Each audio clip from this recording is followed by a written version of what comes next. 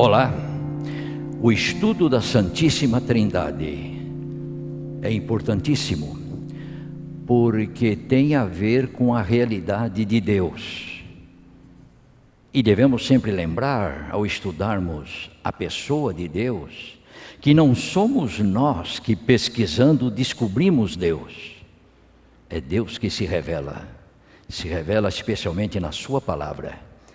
E nos é dado o privilégio da pesquisa na palavra de Deus para conhecermos melhor a revelação que Deus nos faz. E o assunto da Trindade é um assunto exclusivamente da revelação de Deus. Nós temos que olhar o que a Bíblia diz para compreendermos a realidade. E eu gostaria agora de conduzir esse tema sob o pensamento de que, segundo a Bíblia, Deus se apresenta, Deus se revela com dois modos, através de dois modos bem específicos. Logicamente, o Deus da Bíblia é o Deus único, é o único Deus verdadeiro. Então, nós poderíamos dizer que um dos modos que Deus se apresenta é a sua unicidade. Ele é único. Por exemplo, em Deuteronômio capítulo 6, verso 4, nós lemos estas palavras solenes ditas a Israel, o povo de Deus no passado: ouve, Israel, o Senhor nosso Deus é o único Senhor. O único Senhor. Então nós estamos descobrindo uma coisa: Deus se revela na sua palavra como sendo o único Deus verdadeiro. E evidentemente, se nós levamos em conta o conhecimento correto deste grande Deus, teremos que considerá-lo realmente como o único Deus em todo o universo. Vejam então que Deus se apresenta como uma unidade, mas Ele impressionantemente se apresenta na sua palavra também como uma pluralidade. Então veja, a passagem que nós lemos diz que Deus é único. Outra passagem seria de Isaías 45, verso 5, onde Deus afirma: sou o Senhor e não há outro. Portanto, Ele é o único. Todavia, quando nós volvemos a nossa atenção para outras passagens da Bíblia, por exemplo, Gênesis 1, 26, uma passagem muito conhecida dos leitores da Bíblia, nós vemos que Deus ali diz: façamos o homem à nossa imagem. Isto significa que Deus também se revela numa forma plural: façamos a nossa imagem. Olha lá, Gênesis 11, verso 7. Deus diz assim: vinde, desçamos e confundamos. Ali no episódio da Torre de Babel, parece que Deus está convidando alguém para vir com Ele. Vinde, desçamos, confundamos. Em outras palavras, Deus se apresenta como uma unidade, uma unicidade. Deus é único, mas Ele se apresenta também como uma pluralidade. Então aí pergunta-se: mas como é que conciliamos as duas coisas? Se nós temos uma unidade, como temos uma pluralidade?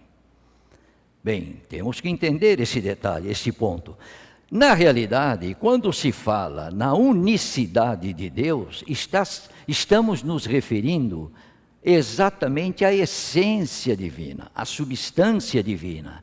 E quando nós lemos na Bíblia sobre a pluralidade de Deus, nós estamos lendo sobre a personalidade de Deus, o fato de que Deus é um ser pessoal. Um ser pessoal. E com isso, amigos, nós acabamos descobrindo que, na realidade, a doutrina que concilia esses dois polos, unicidade e pluralidade, é a doutrina exatamente da Trindade. Porque a palavra Trindade, que não aparece na Bíblia, nem é usada pelo Espírito de Profecia, na realidade, essa é uma palavra teológica para expressar exatamente essas duas realidades da revelação divina, a pluralidade e a unicidade. Por exemplo, tri é três, logicamente é uma palavra de significado plural, tri. E trindade, ali está unidade. Então a palavra concilia exatamente essas duas realidades. Então a doutrina da Trindade, nós entendemos, é exatamente a doutrina que define, que harmoniza essas duas revelações distintas de Deus na sua palavra. Então, quando falamos da personalidade de Deus, queremos dizer que ele não é uma mera energia, ele é um ser pessoal, e a Bíblia mostra que ele tem, por exemplo, sentimentos, por exemplo, sentimento de temor, está lá as passagens, sentimento de zelo, de ciúme, também está lá a passagem, sentimento de pesar, ali igualmente as passagens, o arrependimento de Deus, que é bem diferente do arrependimento do homem. Isso não pode acontecer com uma mera energia, isto acontece com seres pessoais. Então Deus se revela em sua palavra exatamente como sendo uma personalidade. Então quando se fala que Deus é uma essência ou uma substância, tem-se em mente que ele não é um simples conceito, uma ideia, não é como se fosse um ponto matemático, ou uma linha, uma fórmula. Ele, na realidade, é uma entidade, um ser real, um ser pessoal. Esse é o nosso Deus a quem nós adoramos. Ele se identifica como eu sou, que é um verbo realmente muito pessoal. Eu sou. Isto indica que Deus é realmente uma entidade. É tão real que tem o poder de afetar a matéria, tem o poder de afetar a própria mente, a própria consciência. E nós dizemos que na realidade, Deus faz uma impressão na consciência humana tão efetivamente como a matéria faz sobre o corpo humano. A existência objetiva da matéria é comprovada por sensação externa. A existência objetiva de Deus é comprovada por sensação interna na consciência. E aí nós concluímos dizendo que o homem não pode ser perturbado internamente por uma não entidade. E tudo isto mostra que Deus realmente é uma entidade, é um ser pessoal. E tem mais uma coisa, amigos, muito interessante aqui que não podemos esquecer. Deus é uma entidade constituída, plural, porque ele é plural também, constituída não de duas pessoas apenas, mas constituída de três pessoas. Está lá o texto que comprova este fato, está no Velho Testamento, ou Antigo Testamento, exatamente o texto de Isaías 48, versículo 16. Isaías 48, 16. Agora vejam como Deus diz aqui: chegai-vos a mim, é Deus falando. E ouvi isto, não falei em segredo desde o princípio, desde o tempo em que isto vem acontecendo, tenho estado lá. Agora o Senhor Deus me enviou, e o seu Espírito. Veja, Deus está dizendo assim: o Senhor Deus me enviou. Deus que está dizendo que o Senhor Deus me enviou, e ao seu Espírito. Então nós temos aqui três pessoas. Nós temos uma pessoa divina que envia, uma pessoa divina que é enviada, e além disso, além destas duas pessoas bem distintas, nós temos também o Espírito que é enviado, que o Novo Testamento chama o Espírito Santo. Então, na realidade, a pluralidade de Deus se entende como sendo de três pessoas. Agora, quais são as tentativas humanas para se explicar a pluralidade de Deus. Como é que Deus pode se apresentar como único e ao mesmo tempo plural? Primeira tentativa, modéstia verbal. Deus é modesto, Deus é humilde, então ele usa o plural como modéstia. Como eu poderia dizer assim, estamos muito felizes, aí o substantivo vai, o adjetivo vai para o singular, que é uma pessoa só falando, estamos muito felizes de visitar a cidade de Vitória. Isso é modéstia. Em lugar de eu dizer assim, estou muito feliz, eu diz, estamos muito felizes. Então alguns dizem, o plural de Deus é modéstia verbal. Mas tem uma coisa a dizer, recurso de língua ou de idioma como modéstia é quase um idiomatismo da língua portuguesa, não da língua em que a Bíblia foi escrita. Então a ideia de modéstia verbal não existe no hebraico, no aramaico, no grego, línguas em que foram escrita a Bíblia. Na realidade não existe. Então esta ideia de modéstia verbal nós deixamos de lado porque não é a realidade. Outra maneira de explicar é que Deus é uma onipresença, Ele está em todos os lugares. E então Deus se apresenta no plural porque Ele cobre todo o espaço, etc.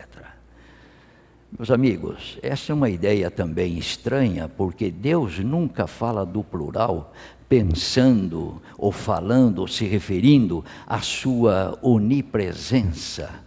Na realidade, Deus se apresenta de uma maneira bem distinta como plural. E finalmente a terceira maneira de explicar o plural de majestade. O rei usa o plural para falar da sua posição de rei. E Deus então está usando o plural da majestade. O plural de majestade, todavia, não pode ser aplicado à Bíblia, porque esse assunto de plural da majestade, ou plural de majestade, existe da Idade Média para cá.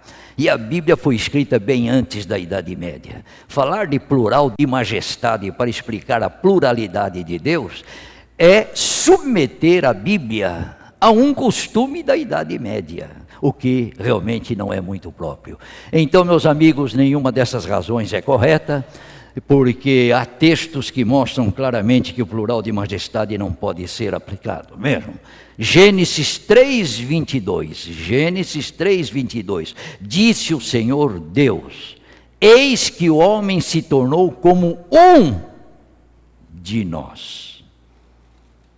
Como um de nós. Se fosse plural de majestade, Deus diria assim, o homem se tornou como nós. Mas ele diz como um de nós. Parece que há mais de uma pessoa envolvida, portanto, na divindade, para que essa expressão pudesse ser usada. E Isaías 6, verso 8, Deus diz assim, a quem enviarei? Verbo no singular, a quem eu enviarei? E quem há de ir por nós? Isaías 6, verso 8. Interessante, Deus não diz a quem enviarei e quem há de ir por mim. Ele diz quem há de ir por nós. Parece que uma das pessoas da divindade envia.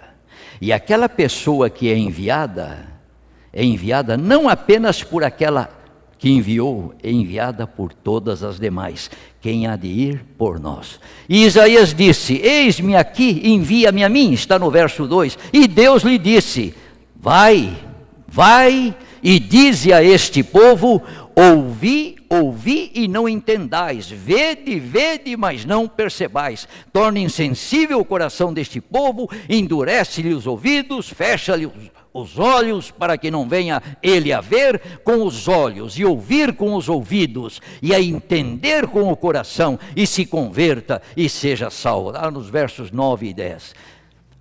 Então a pergunta muito lógica nesse momento, já que foi um que enviou, e aquele enviado foi pelos três, qual dos três enviou a Isaías?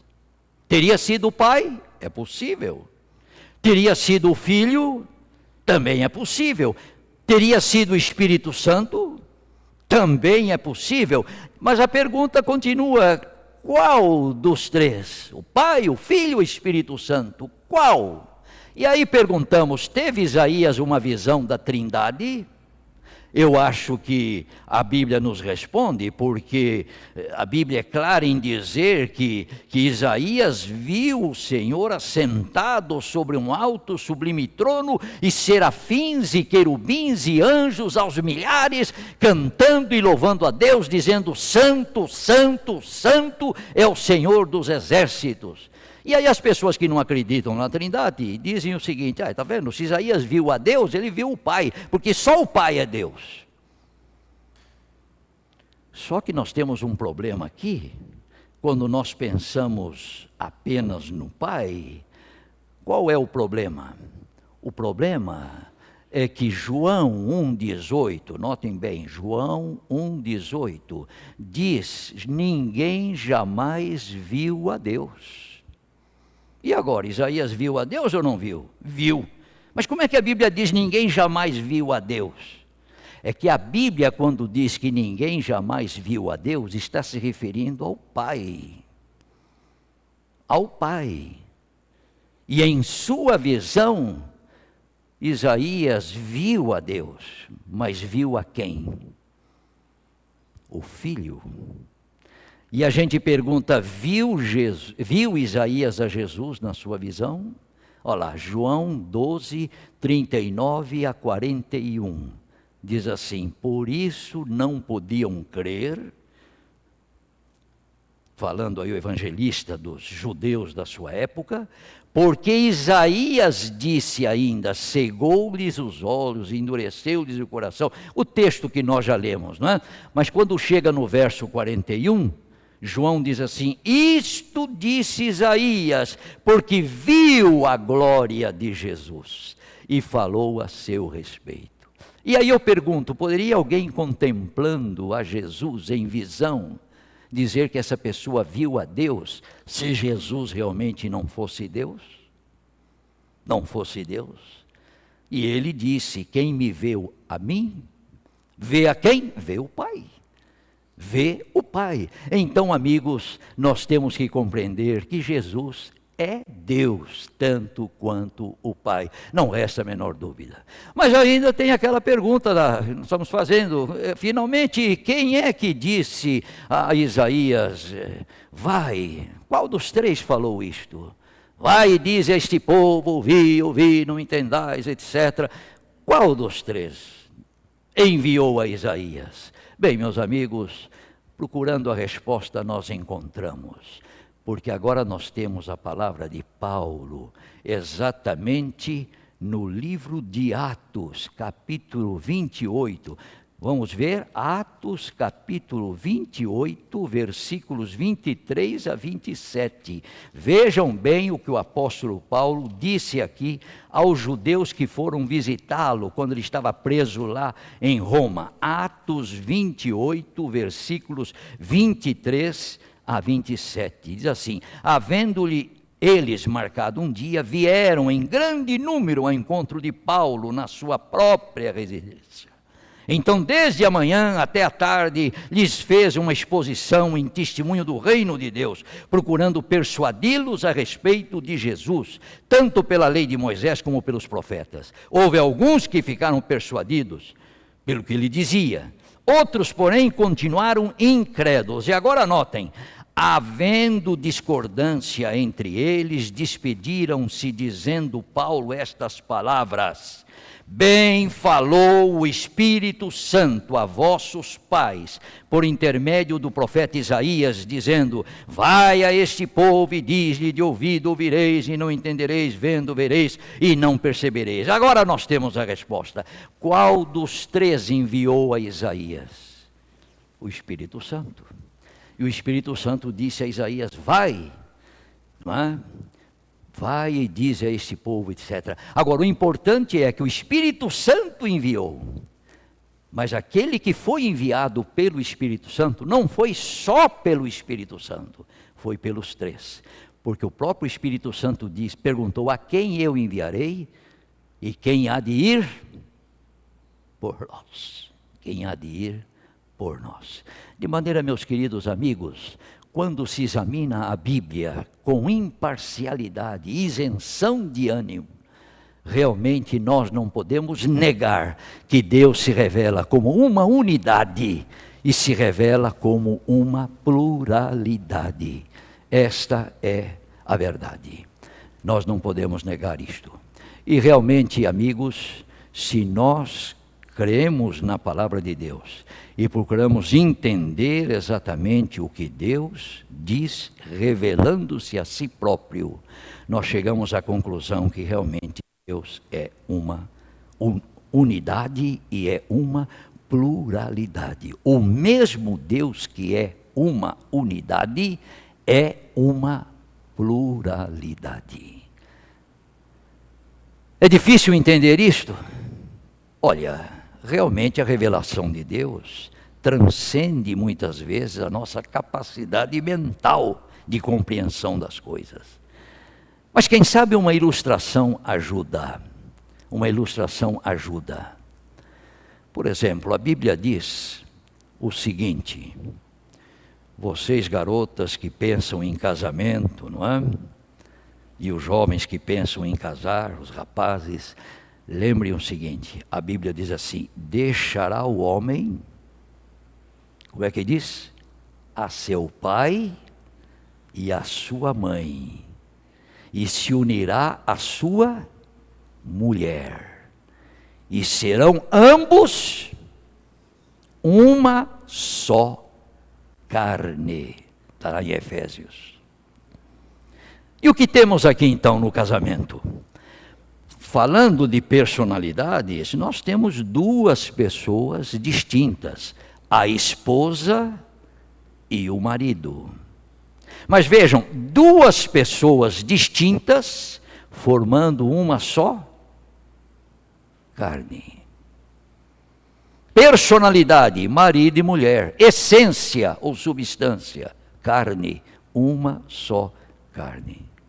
Bom, essa é uma ilustração do nível humano, porque nós podemos usar ilustrações, tem que ser do nível humano, não é?